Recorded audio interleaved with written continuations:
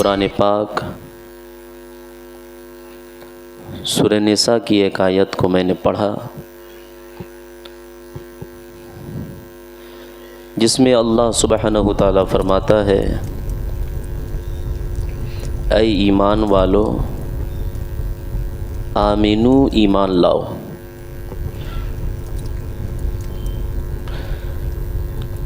بات ایمان والوں ہی سے کہی جا رہی ہے اور ایمان لانے کو ہی کہی جا رہی ہے۔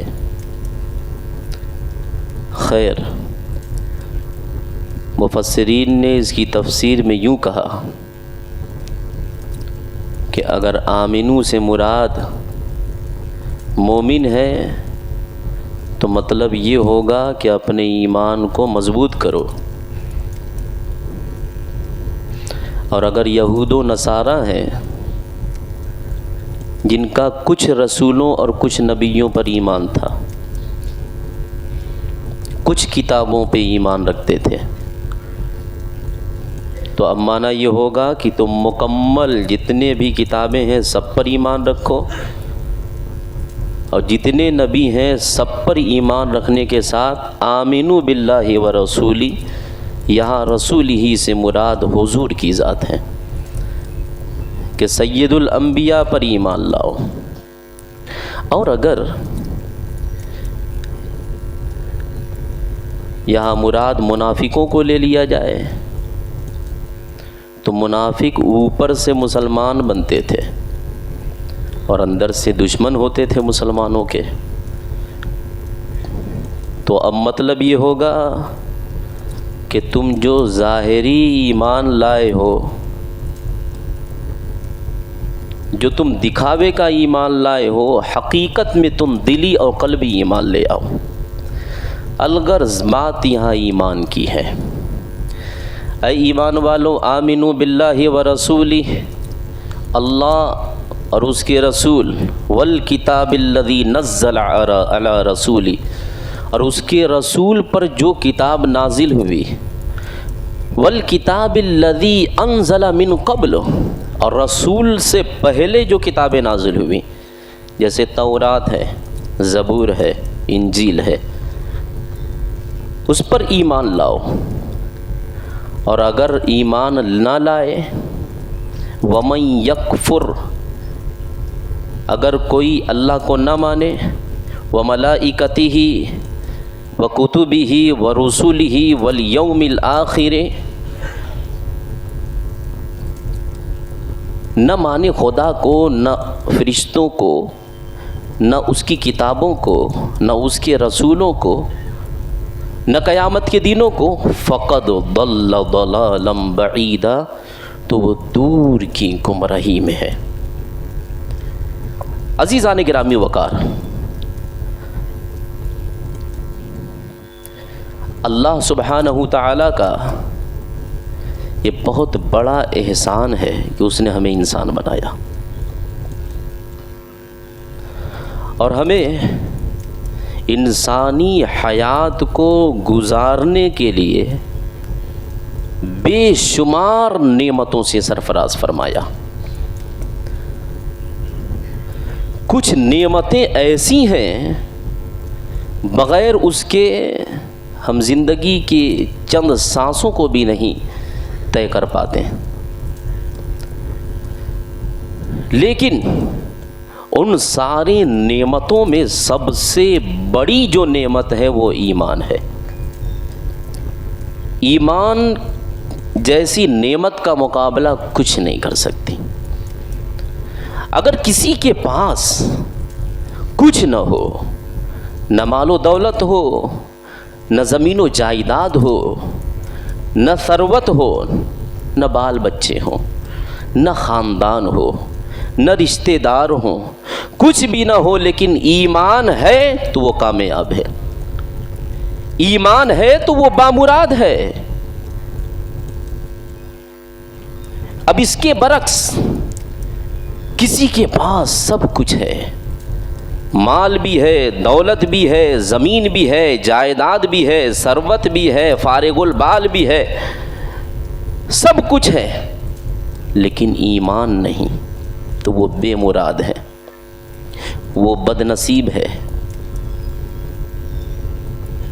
عزیزان گرامی وقار، اس لیے اللہ نے جو ہمیں ایمان جیسی عظیم نعمت عطا فرمایا ہے، اس پہ شکر ادا کرنے کے ساتھ ساتھ ہمیں اپنے ایمان پر مضبوطی سے قائم رہنا ہے، کیونکہ یہ ایمان جنت کی کڑی ہے، جنت کا زینہ ہے۔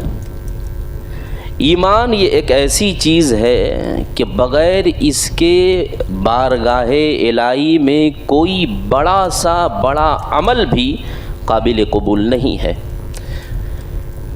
ایمان یہ ایک ایسی چیز ہے کہ اگر کسی بندے کا خاتمہ ایمان پر ہوتا ہے تو ضرور اسے جنت ملے گی، اگرچہ وہ گنہگار ہو، اگرچہ وہ خطا کار ہو، وہ اپنی گناہوں کی سزا پائے گا مگر جنت میں ضرور جائے گا اگر وہ ایمان والا ہے۔ اور خاتمہ ایمان پر نہ ہو، ایک بندہ ساری زندگی وہ ایمان والا رہا لیکن اس کا خاتمہ ایمان پر نہیں ہوا تو وہ جنت میں نہیں جائے گا، وہ جنت کی خوشبو تک نہیں پائے گا۔ عزیزان گرامی وقار، ایمان کا مقام اتنا بڑا ہے کہ اس ایمان کی دعوت کے لیے اللہ نے اس زمین پر کم و بیش 1,24,000 انبیاء کرام کو بھیجا۔ کس لیے؟ ایمان کی دعوت دینے کے لیے۔ جتنے بھی نبی آئے انہوں نے اپنی قوم سے کیا کہا؟ یہی تو، یا قوم اعبدوا اللہ، اے میری قوم تم اللہ کی عبادت کرو، اللہ پر ایمان لے آؤ۔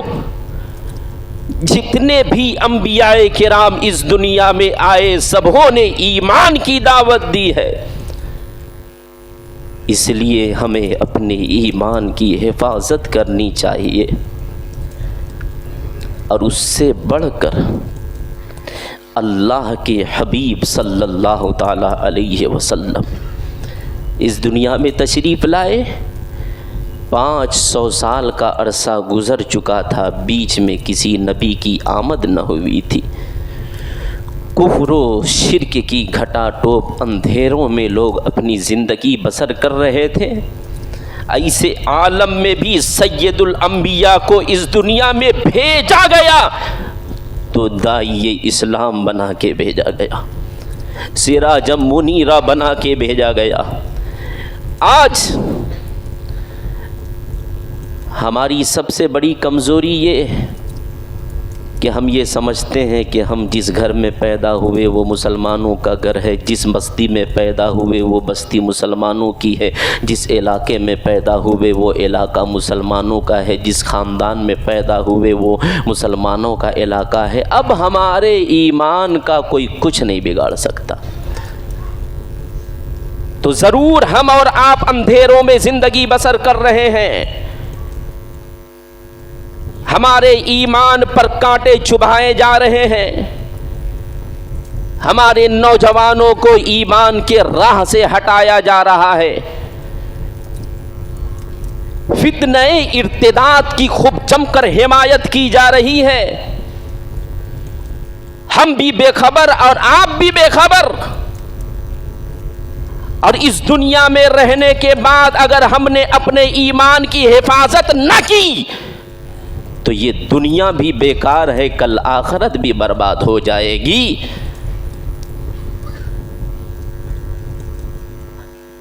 جو ایمان والا ہے وہی جنتی ہے،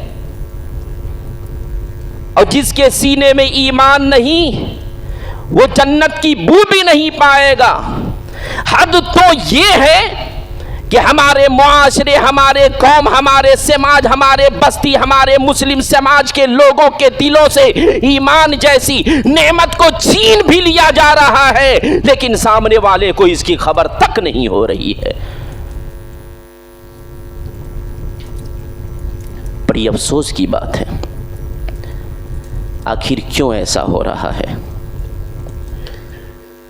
آپ کو معلوم ہے ایمان والا ہونے کے لیے اللہ پر ایمان، اس کے رسولوں، اس کے کتابوں، اس کے فرشتوں اور قیامت کے دنوں پر ایمان لانا ضروری۔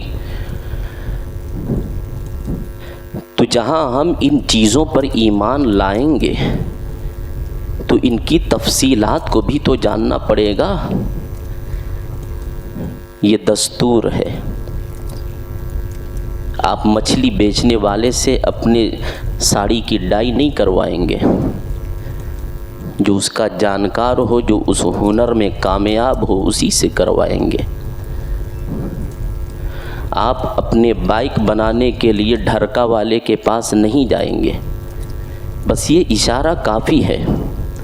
آپ ایمان کو سیکھو، ایمان کو سمجھو۔ آج ایمان کو چھیننے، اور آج ہی نہیں، قرآن پڑھو۔ سورہ بقرہ میں اللہ نے ارشاد فرمایا ہے کہ وہ تم سے حسد کرتے ہیں جو کافر ہیں، اور وہ تو تمہارے ایمان کو چھیننے کے در پہ ہیں۔ جتنے بھی کفار ہیں ان کا مقصد یہی کہ مسلمانوں کے دلوں سے ایمان کو چھینا جائے۔ آپ کو پتہ ہے فتنہ ارتداد میں آج ہمارا معاشرہ کس تیزی سے آگے بڑھتا ہوا نظر آ رہا ہے۔ بھگوا لو ٹرپ، اس کا نام آپ نے سنا ہوگا، جو چند مہینے پہلے لو جہاد کے نام سے جانا جاتا تھا۔ لاکھوں مسلم لڑکیاں ارتداد کی منزلوں کو طے کر گئیں اور ان کے نام اخباروں کی اور یوٹیوب کی زینت بنتے ہوئے نظر آ رہی ہیں۔ یہ ہمارے اور آپ کے لیے بہت بڑی افسوسناک خبر ہے کہ ہندوستان میں یہ بھگوا لو ٹرپ کے ذریعے سے ہندوتوا نوجوانوں کو اکٹھا کیا جاتا ہے۔ باقاعدہ ان کی تنظیمیں منظم ہیں، تحریکی طور پر وہ کامیں کر رہے ہیں، ان کو روپے دیے جا رہے ہیں، انہیں پیسے دیے جا رہے ہیں۔ وہ اسکولوں سے لگے ہیں، کالجوں سے لگے ہیں، ہوٹلوں سے لگے ہیں، اسٹیشنوں پہ ملتے ہیں، سڑکوں پہ ملتے ہیں، روڈوں پہ ملتے ہیں۔ ہماری مسلم سماج کی جب خواتین کو وہ اکیلا دیکھتے ہیں تو وہ دھیرے دھیرے ان سے آگے چل کر ملنے کی کوششیں کرتے ہیں، یہاں تک کہ ان سے ملاقات ہوتی ہے، رابطہ نمبر لیا جاتا ہے، پھر رابطہ اتنا بڑھ جاتا ہے، اس کی ہمت یہاں تک آتی ہے کہ اس مسلم گھر کے مسلم بچی کو ریسیو کرنے کے لیے اسی کے گلی سے دوسرے گلی تک وہ پہنچ آتا ہے، وہاں ریسیو کرتا ہے، پھر اس کے بعد وہ ہوٹل جاتا ہے، وہ شب باسیاں کرتا ہے، اس کے ساتھ کچھ زندگی گزارتا ہے۔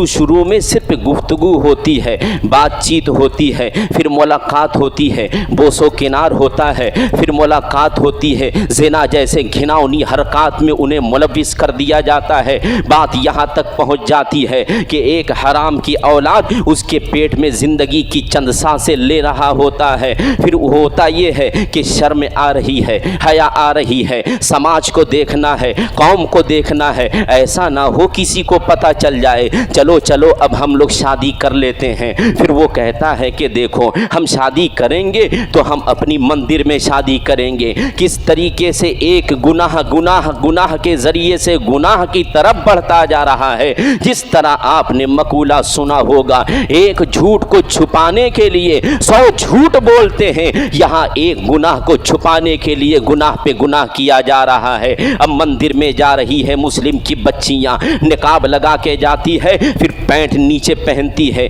جینس نیچے ہوا کرتی ہے، پھر نکاح بھی ہوتا ہے، ٹیکے بھی لگتے ہیں، مبارک بادیاں بھی ہوتی ہیں۔ اب باپ اس کا کچھ نہیں ہے، ماں اس کی کچھ نہیں ہے، بھائی اس کا کچھ نہیں ہے، بہنیں اس کی کچھ نہیں ہے۔ ہمیں نہ محمد سے مطلب ہے نہ اللہ سے مطلب ہے۔ اب مجھے تو ایک رمیش مل گیا ہے، اب مجھے تو ایک یادو مل گیا ہے، اب مجھے تو ایک کملیش مل گیا ہے۔ حد یہاں تک پہنچتی ہے، سن کر آپ کو یہ افسوس ہو होगा। यही बजरडीहा की धरती है। इस बजरडीहा की सरजमी से 3 दर्जन से ज्यादा लड़कियों का गैर मुस्लिमों से कांटेक्ट हो गया है। आप बेखबर हैं, आप अंधेरे में हैं, आप जुल्मत में हैं, आप तारीख में हैं। आपकी बेटी आपके घर आती है, नमाज पढ़ती है, नकाब लगाती है, नमाज पढ़ती है, बाहर जाती है, नमाज पढ़ती है। आप ये समझते हैं ये मेरी लड़की बड़ी सीधी सादी लड़की है, लेकिन आपने उसके हाथ में बहुत बड़ा शैतान थमा दिया है, जिसे मोबाइल जिसे मोबाइल कहा जाता है। इसके बहुत सारे रीजन हैं, इसके बहुत सारे असबाब हैं, इसके बहुत सारे वजूह हैं, इसके बहुत सारी इल्लतें हैं। कभी मोबाइल भी ये धोखा दिलवा रहा है, कभी मुस्लिम बच्चियां मुखल्लत स्कूलों में जाकर मखलूत तालीम हासिल करने के चक्कर में उनके प्यार के झांसे में अपनी जिंदगी को फंसा रही है। अजीजाने गिरामी वकार, इसलिए हमें और आपको अपनी भी हिफाजत करनी है, अपने बच्चियों की भी हिफाजत करनी है। और उसकी हिफाजत के लिए सबसे बड़ा और मुश्किल तरीन जो कदम उठाना है वो अपने बच्चियों के हाथ से मोबाइल लेना है। अगर आपने मोबाइल को ले लिया तो आप ये समझिए कि 90% आप उसमें कामयाब हो गए। क्योंकि हम भी जानते हैं और आप भी कि हमारे मुआशरे में ऐसे लोग कम हैं कि जिनके घर की बच्चियां किसी मखलूत स्कूल में जहाँ पे लड़के और लड़की मिलकर तालीम हासिल करते हो कम पाई जाती हैं। लेकिन हाँ, कुछ बच्चियां जाती हैं। बजरडीहा एक मुश्तरका मोहल्ले का इलाका जिसमें दर्जनों से जायद मोहल्ले हैं। अगर हर मोहल्ले से 2-4 बच्चियां भी जा रही हो तो 50 से जायद बच्चियों की आप तादाद नोट कर सकते हैं। कितनी बच्चियां जा रही हैं? हाँ, जो जा रही हैं मखलूत तालीम और असली तालीम के चक्कर में जरूर वो धोखा खा रही हैं। ये तो समझ लीजिए कि जो बच्चियां जा रही हैं 99% उसमें उनके लव जिहाद और भगवा ट्रिप में वो कामयाब हो रहे हैं। ये ना समझें कि वो स्कूल जाती है और आती है। आपको सुनकर अफसोस होगा, इस बनारस की धरती में, खैर सबसे पीछे तो अभी बजरडीहा है, मदनपुरा का इलाका, अलीपुरा का इलाका, लल्लापुरा का इलाका, इतनी तेज़ी के साथ यहाँ तक कि जो मुस्लिम नौजवान इसमें कुछ काम कर रहे हैं कि उन बच्चियों को देखा जाए, परखा जाए, समझा जाए। बहुत सारे वीडियोज़ हमको दिखलाए गए। मैं ऐसे ही बात नहीं कर रहा हूँ, और ख़ुद मैंने अपनी आँखों से बहुत सारी चीज़ें देखी हैं। 11वीं शरीफ के महीने में एक मुस्लिम खातून को एक गैर मुस्लिम की बाइक पर मैंने जाते हुए देखा है। और ये कहाँ? कमच्छा में जाते हुए देखा है। हमारी बस्ती है, हमारा इलाका है, हमारे ही इलाके में जिसके गाड़ी पे भगवा का टैग भी लगा हुआ है, बीजेपी का छाप भी लगा हुआ है। और जैसे ही मदरसा जामिया फारूकिया में छुट्टी होती है, बच्चे निकलते हैं, मैं भी निकला छुट्टी के बाद। तो अगर आपका जाना हुआ होगा तो आप देखे होंगे कि गेट के बाएं साइड मुंशी मस्जिद के सामने मुर्गे की मछली की दुकान, उसके बगल में स्टील पाइप की दुकान है। वहाँ पे गैर मुस्लिम जिसके माथे पे टीका भी लगा था, हाथ में धागे भी बंधे थे, उस जगह पर कि जहाँ पे आप खड़े होकर निगाहें दाएं बाएं करेंगे तो दर्जनों मुस्लिम समाज के दाढ़ी रखने वाले लोग नजर आएंगे। उस जगह की इतनी खौफ और अफसोसनाक बात कि बरसरे आम बिल्कुल दोपहर में 1-2 बजे के दिन में एक मुस्लिम लड़की, वो नकाब भी लगाई है और उसके हाथ को इस तरीके से बॉडी को पकड़ रही है और अपने गालों को उस पे सटा रही है। ये मैंने देखा है।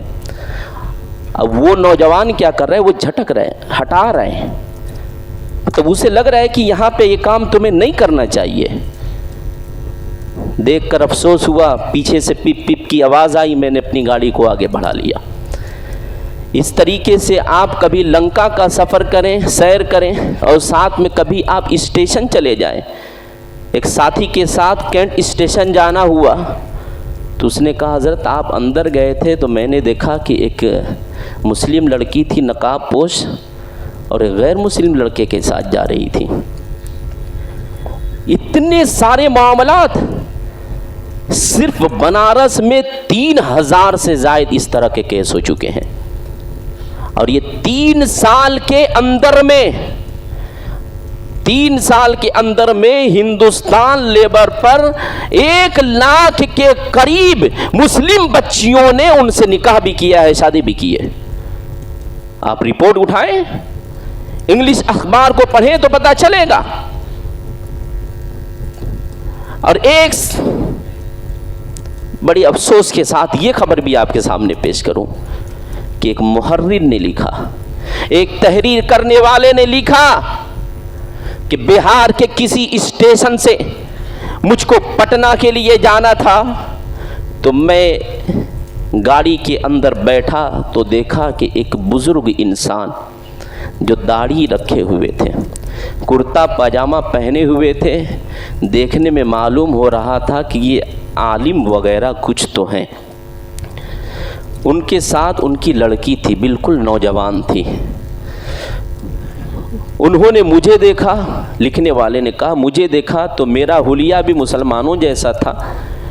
تو انہوں نے کہا کہ دیکھیے یہ میری لڑکی ہے، یہ پٹنہ جا رہی ہے، آپ کہاں جا رہے ہیں؟ بولے پٹنہ تو میں بھی جا رہا ہوں. کہا کہ یہ اکیلے اس کا ٹکٹ بنا ہوا ہے، آپ ذرا اس پر نظر رکھیے گا. مطلب کہ دیکھیے گا کچھ نہ، بچی ہے نا اکیلے سفر کر رہی ہے، باپ نے بیٹھا دیا. اس محرر نے کہا، لکھنے والے نے کہا کہ باپ چھوڑ کر کے چلا جاتا ہے. کیوں؟ وہ ایک یونیورسٹی میں پڑھنے کے لیے جا رہی تھی، پٹنہ کسی کالج میں پڑھنے کے لیے جا رہی تھی، وہیں ہاسٹل میں رہتی تھی. وہاں سے نکلتی ہے، وہ محرر کہتا ہے کہ اس کے جانے کے دوسرے ہی اسٹیشن پر ایک نوجوان آیا اور ڈائریکٹ اس کی سیٹ پر آیا. لوور سیٹ اس کی تھی، نیچے کی بتا رہا تھا.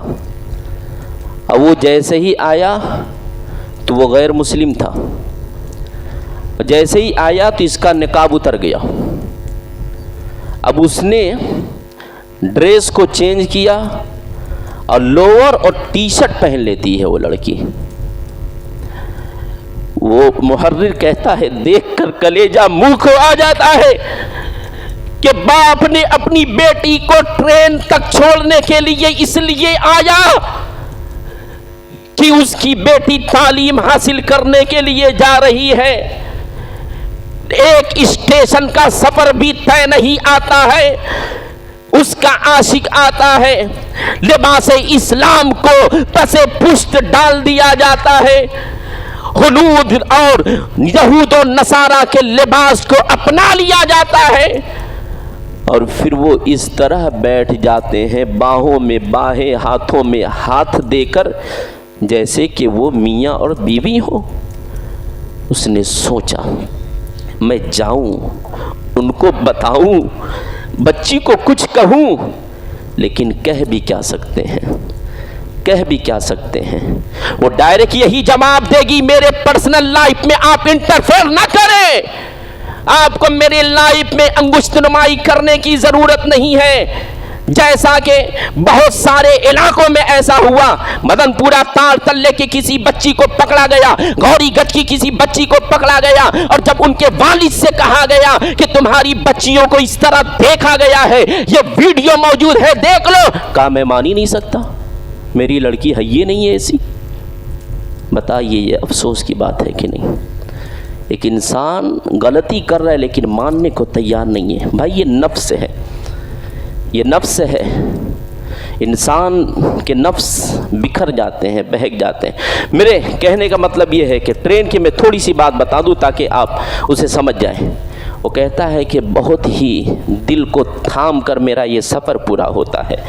پٹنہ آتا ہے، جس کالج کا نام انہوں نے بتایا تھا، چونکہ میں پٹنہ سے برسوں سے رہا جانتا تھا، بجائے پٹنہ اسکول جانے کے، کالج جانے کے، اس نے آٹو کیا، میں بھی پیچھے آٹو کیا اور گیا. اور جانے کے بعد دیکھا کہ وہ کسی کالج میں جانے کے بجائے وہ کسی ہوٹل میں روم بک کیے جا رہے ہیں۔ اس کے بعد وہ کفِ افسوس مل رہا ہے کہ ہائے میں نے اس کے والد کا نمبر کیوں نہیں لیا، وہ نمبر نہیں لیا تھا، جس کی وجہ سے اس طرح کی چیزیں کچھ آپ بھی دیکھے ہوں گے، کچھ ہم نے دیکھا ہے، اور جو اس میں لگے ہوئے ہیں، جو اس کی تلاش کو خوب دیکھ رہے ہیں۔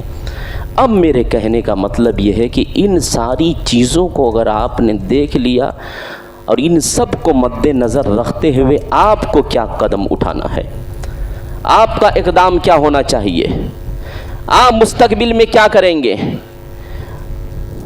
اگر کسی کے پیٹ میں درد ہو رہا ہے اور شدید درد ہو رہا ہے، یوں ہی چھوڑ دیں گے؟ ہونے دو، جو ہوگا دیکھا جائے گا۔ کسی کی آنکھ میں چبھن ہو رہی ہے، اس کو ویسے ہی چھوڑ دیا جائے گا؟ دل گھبرا رہا ہے، ڈاکٹر کے پاس لے جایا جائے گا، بھائی ڈاکٹر کو پیٹ دکھانا ہے، آنکھ دکھانا ہے، اس کا علاج کرانا ہے۔ اگر یہ بیماری آپ کے سامنے نظر آ رہی ہے تو آپ کو کیا کرنا ہے، ہمیں کیا کرنا ہے؟ یوں ہی چھوڑ دینا ہے؟ میرے گھر کی بات ہے، میرے خاندان کی بات ہے، میرے محلے کی بات ہے، نہیں چھوڑو۔ اسی لیے میرے نبی نے فرمایا کہ مسلمان ایک جسم کی طرح ہے، جسم کے کسی حصے کو بھی اگر تکلیف ہوگی تو پورا جسم اسے محسوس کرے گا۔ مسلمان کے کسی بھی مسلم خاتون اور کوئی ایک بھی بچی اسلام کے دامن سے نکل کر فتنہ ارتداد کی منزل کو طے کر رہی ہے تو ان سب کو محفوظ کرنے کی ذمہ داری ہماری اور آپ کی بھی بنتی ہے۔ اور سب اپنے اپنے گھر کی ذمہ داری لے لے تب بھی معاملہ حل۔ اپنے مسلم بچیوں کی حفاظت کریں اور یہ نہ سمجھیں کہ یہ عالمہ ہے، یہ کچھ نہیں کر سکتی۔ عالمہ بھی پکڑا گئی۔ عزیزان گرامی وقار، آخر میں یہ بھی کہوں گا کہ جہاں اپنے مسلم بچیوں کی حفاظت فتنہ ارتداد سے کرنا ہے، ویسے ہی اپنے نوجوانوں سے بھی کرنا ہے۔ بتائیے 90 سے 95% نوجوان آج غیر محرم سے موبائل پر گفتگو کرتے ہیں، اور 75% بچیاں بھی گفتگو کرتی ہیں۔ بچوں کا تو باپ کو نہیں پتا، بچوں کا تو ماں کو نہیں پتا، لیکن بچیاں کس سے بات کر رہی ہیں اس کی جانکاری ماں کو بھی ہوتی ہے۔ ماں خاموش ہے، ماں خاموش ہے، بچی کہیں جان نہ دے دے۔ ماں خاموش ہے، رات کے اندھیرے میں کہیں بچی بھاگ نہ جائے۔ ماں خاموش ہے، اپنے شوہر سے بھی نہیں بتا رہی ہے کہ مجھے ایک بیٹی سے چھٹکارا مل جائے گا، ہاتھ دھو بیٹھنا پڑے گا، نہیں بتا رہی ہے، اور ایسے ہی چبھن کی زندگی کو ماں گزار دے رہی ہے۔ اور آخر کار ہوتا یہ ہے کہ ملاقاتیں کر کر کے دوسروں سے مسلم بچیوں کی ذہن اور فکر بھی خراب ہوتے جا رہے ہیں، اور نوجوانوں کے بھی فکر خراب ہوتے جا رہے ہیں۔ سماج میں صرف بچیوں کی کمی نہیں ہے، اور صرف ان کا ہی اقدام نہیں ہے کہ ہم مسلم بچیوں کو پھانسیں۔ مسلم بچیاں بھی ان کے ساتھ لگ جاتی ہیں، تب جا کر کے یہ تالیاں بجتی ہیں۔ ایک ہاتھ سے نہیں ہوتی، بچنے والا اور ایمان پر مستحکم رکھنے والے کے سامنے دشمنان اسلام کی فوجیں بھی کھڑی ہو جائیں تو یہ اس سے مقابلہ کرنے کی ہمت و طاقت رکھتا ہے۔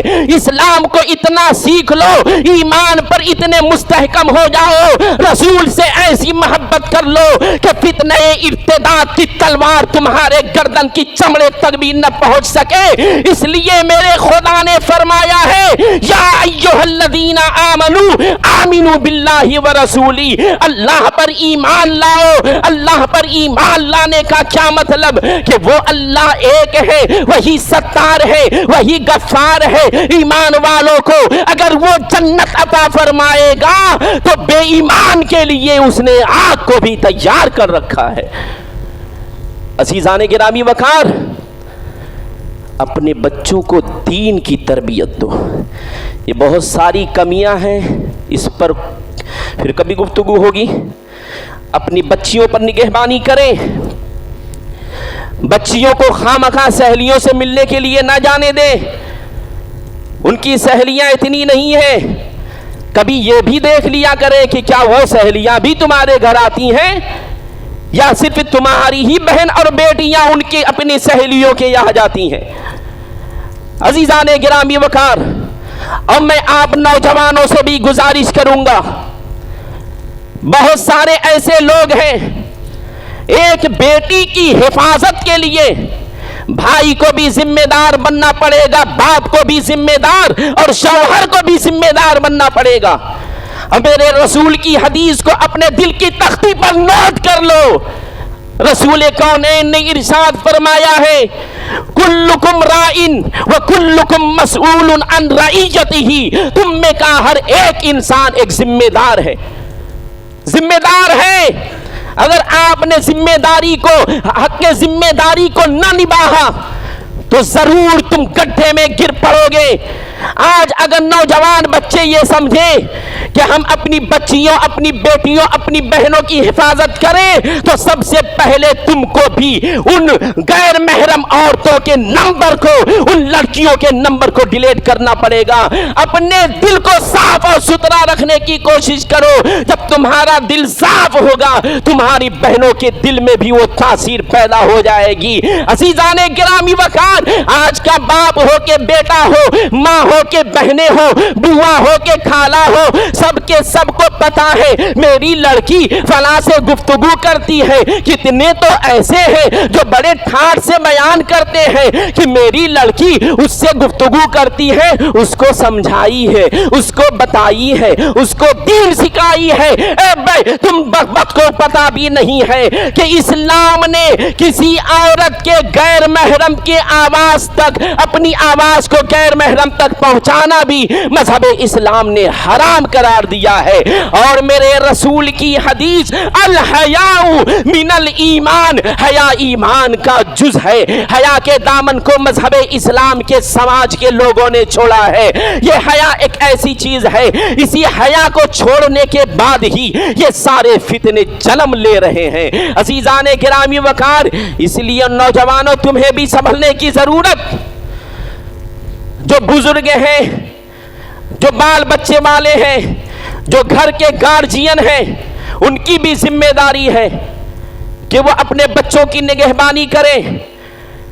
ایک باپ کی ذمہ داری صرف پیسہ اور روپیہ کمانا نہیں ہوتا ہے، بچوں کو کھلانا نہیں ہوتا ہے، بچوں کو پہنانا نہیں ہوتا ہے. سب سے بڑی اس کی ذمہ داری ہوتی ہے بچوں کو دین کی تربیت دینا، جو یہی نہیں کر پا رہے ہیں. عزیزان گرامی وقار، اس لیے ہر کسی کو اپنی ذمہ داری پر نظر ثانی کرنے کی ضرورت ہے. ہمارا سماج کس طریقے سے نار کی طرف اور آگ کی طرف بڑھ رہا ہے، ہمیں اور آپ کو اس کا اندازہ نہیں ہو رہا ہے. اور اگر اسی حال پہ چھوڑ دیا گیا تو تم لاکھ محنتیں کرتے رہو، لاکھ مشقتیں کرتے رہو، لاکھ تمہارے چاہنے سے پھر کچھ ہونے والا نہیں ہے. تمہارے ہی آنکھ کے سامنے کوئی نوجوان آئے گا، تمہاری بیٹیوں کے ساتھ گفتگو کرے گا، تمہارے زبان پہ تالے بند ہوں گے. تمہاری آنکھیں دیکھ کر آنکھ بند کر سکتی ہے، پلکوں کو چھپکا سکتی ہے، لیکن زبان سے ایک لفظ تک نہیں نکال سکتی ہے. اور اس کے لیے اور کیا کرنا پڑے گا؟ اور جو کرنا پڑے گا انشاءاللہ آپ آئندہ جمعہ اسے سماعت فرمائیں گے. استغفر اللہ العظیم، استغفر اللہ رب البرایا ونستغفر اللہ من الخطایا وما علینا الا البلاغ المبین. السلام علیکم.